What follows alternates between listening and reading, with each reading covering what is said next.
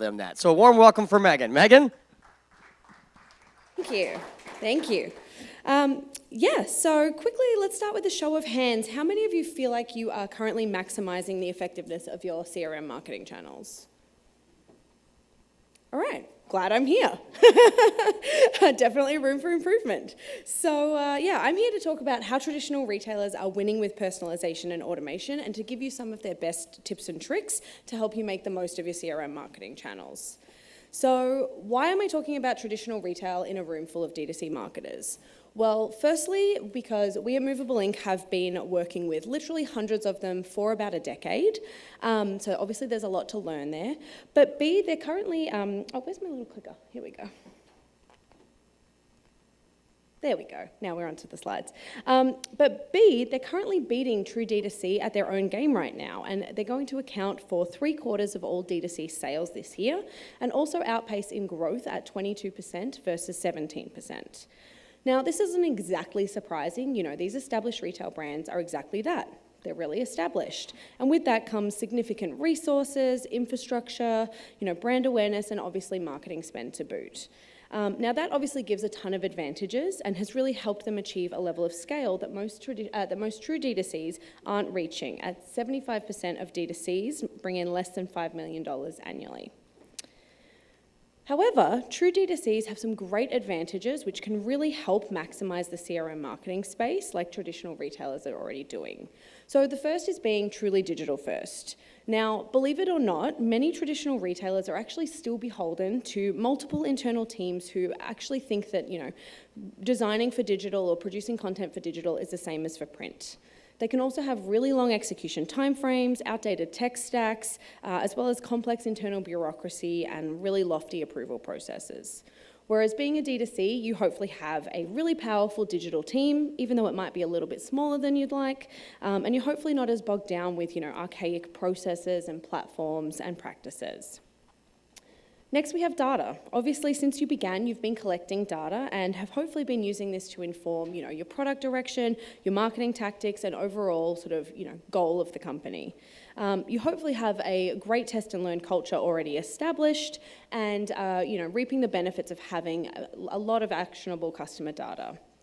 And then finally, agility. So, small teams when operating well have the ability to move really quickly and be a lot more reactive to both internal and external factors, whereas a lot of traditional retailers have everything locked away, sometimes in advance of 12 weeks. So, a simple email campaign is already in the can, and there's no ability for any change or flexibility, which leaves marketers pretty hamstrung.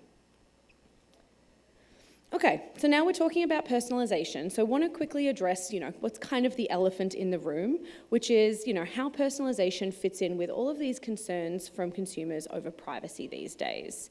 So firstly, it's worth acknowledging that obviously consumers are rightfully concerned with, giving away too much of their data and how that might be being used and also sold by the companies that they engage with. But what's really interesting is that at the same time, as consumers in this really increasingly digital world where attention spans are shrinking and we are consuming more and more content each day, we as consumers actually want a more personalized experience. And so, it's actually just an expectation. It's not just a nice to have anymore. It's an expectation to deliver personalized experiences based on our actions, our history, and our unique journey. And so the somewhat surprising takeaway here is that personalization is actually winning over privacy concerns with consumers. And in fact, 83% of consumers are willing to share their personal data for a more personalized experience. And I think it's worth noting that this is not coming from a naive audience, which you maybe could have argued was the case, 5-10 years ago in the pre-GDPR world. Nowadays, consumers know that their data is being, used and collected pretty much all of the time, but as long as it benefits them, they don't really mind. And in fact, they actually base their decisions on which brands they choose and which brands they leave on how well they're utilizing this. Okay, so now that I've set the scene a little bit, I want to talk about how established retailers are using automation-based personalization to achieve, that customer-centric experience, and how D2Cs like you can get in on the action. And so we're really trying to level the playing field here. But before we do that, let me talk about what Movable Ink is. So at its core, Movable Ink automates the generation of individual images for each recipient to achieve true one-to-one personalization at scale. And we do that by transforming any type of data combined with business logic that you determine, with creative that you determine, to figure out what should be displayed, and also, as you saw in that animation, how it can be layered together to create the most personalized content possible. So as you can imagine, the possibilities are absolutely endless, and it really allows you to talk to your audience as individuals and increase conversion rates as well as, increase marketing efficiency. Okay, so now onto some of the how retailers are using our technology to achieve their goals. And this first one is one of our most common and powerful modules, and it's an abandoned cart banner. So I'm sure you know that about 70% of all carts are going to be abandoned, and you probably already have, maybe a triggered email, maybe a series for abandoned cart, but we know that the reality is the majority of your consumers aren't going to convert from that. So what are you doing in all of your subsequent touch points to remind your audience of the items that they were considering? So what you should be doing is this abandoned cart banner. And what's great about this is it's collapsible if people don't meet the criteria. So basically, if no one has a previously carted item that they've abandoned, then they're none the wiser. So that's how Coach used it. They put this banner up the top of their email in the header portion and showcased the item that was being considered ultimately. And as you can see, it not only drove a great lift in engagement in the form of clicks, but also drove a 36% increase in conversion rate.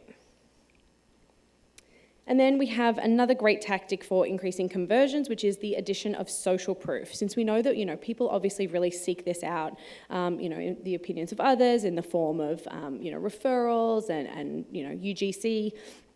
And it really creates this sort of feeling of validation and sometimes even FOMO. So here, Origins taps into these feelings by showing you the number of views on an item within an email, which not only makes the audience feel like, these items are clearly desired and popular, but it also sort of taps into this scarcity mindset and ultimately creates more urgency to buy. So again, we've got some really amazing results here, not just in the form of clicks and engagement, but almost a 50% increase in conversions against Origin's control group, which isn't bad for a couple of small lines of text. And then lastly, since I only have 10 minutes, one of my favorites is a really great interactive feature, which is live polling with retargeted content. So not only are these really fun and engaging for the user, I'm sure you've probably experienced this yourself, answering one of those BuzzFeed polls about who knows what, but they're a really powerful way of collecting, that all-important zero-party data and then, more importantly, actioning on it.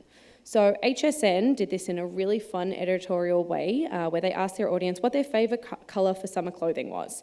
They then used that to tailor the featured colour to each user with product recommendations, and of course they created a default version in case anyone hadn't responded to the poll. And so again, a really great way to learn about your audience and then actually deliver them what they're asking for. And then since today's topic is all about how D2C can learn from what traditional retailers are doing, I wanted to show you this great D2C brand, Bombas, that we work with, who you've probably heard of. They launched their live poll, their first live poll for Mother's Day of this year, and they just asked their audience, what kind of mum are you shopping for? And so they had options like cozy or athletic or one of a kind. And then they followed that up with a custom product recommendation per style, again having a default for anyone who didn't answer the poll.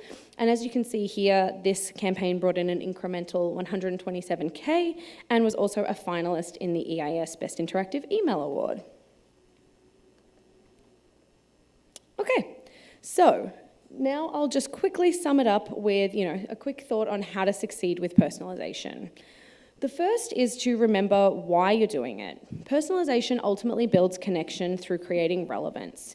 The majority of your audience expect you to understand their needs, so this is how you can deliver on that. This is how you can stop talking to your audience as a segment or a persona and start talking to them as individuals. And then in a world where third-party data is increasingly inaccessible, you really need to activate that precious zero and first-party data that you've worked so hard to get, remembering that your audience doesn't really, reap the benefits of all that data that you have, sitting in a CDP or sitting in a warehouse until you turn it into content. So it's one of your most important steps as a marketer to actually, create that content from that data. And then lastly, to do all of this, you have to think smarter and use automation-based solutions because A, not only is it not really possible to achieve the level of scale that you need, but B, it's going to give you more marketing flexibility, more efficiency, and more time to think strategically, which is what really we all want to be doing. So that's all I have time for. If you want to keep this conversation going and learn any more about Movable Ink, come find me. I was going to say look for me in the pink blazer, but there's actually a lot of pink here today. But yeah, hopefully you'll find me. Thank you.